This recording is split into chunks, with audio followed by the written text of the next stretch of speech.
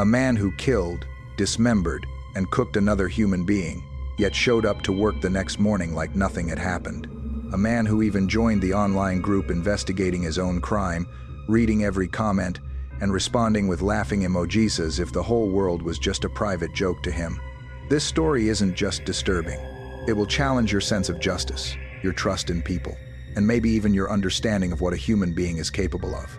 And it all began with a single video. Late July 2025.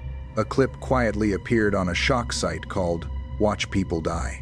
Not a chaotic recording, not a random crime caught by chance. This one was staged, set up, lit like a film, framed like a tutorial. A man lay on a tarp, head resting on a chopping block, the tiled room glowing under deliberate lighting. He wasn't tied up.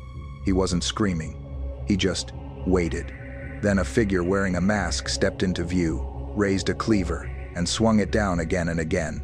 The head separated, blood sprayed the tiles.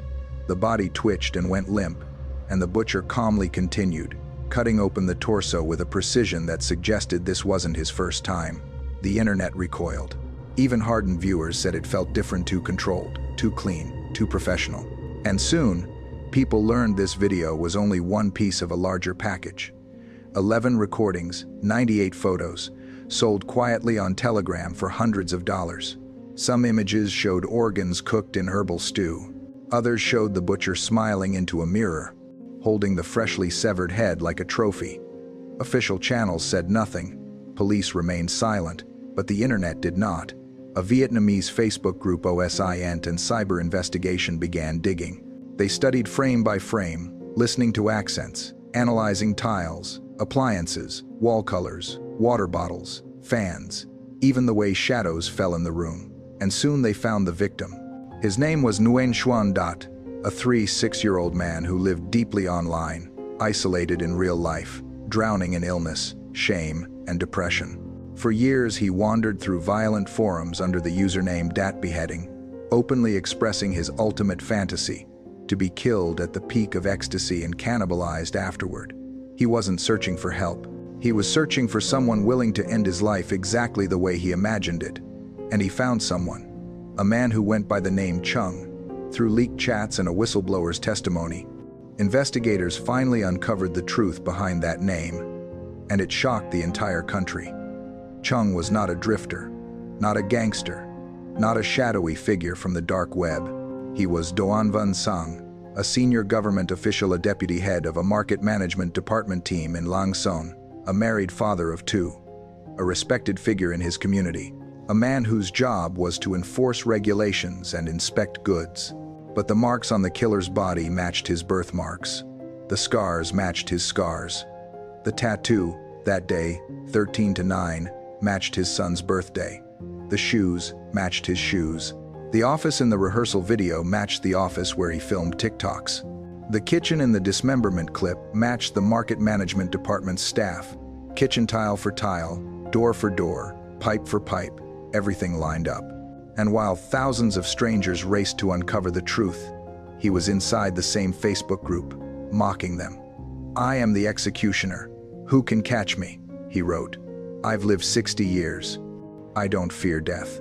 He said this while the world had no idea he still had Dat's phone, the murder weapons, the clothes from the videos, or the remains hidden in the plumbing of his own workplace.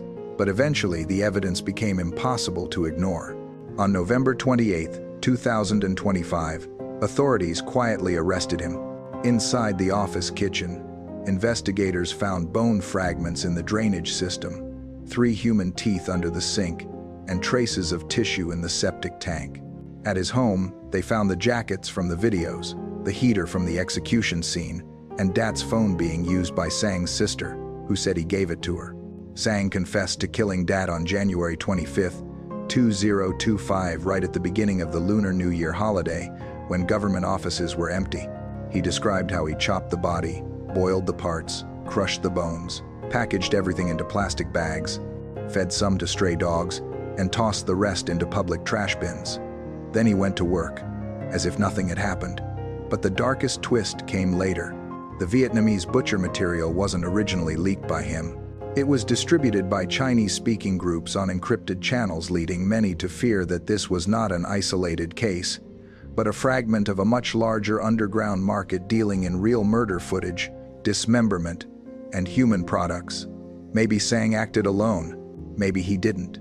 Maybe there are more videos like this waiting to surface. Maybe there are men like him who simply haven't been caught yet.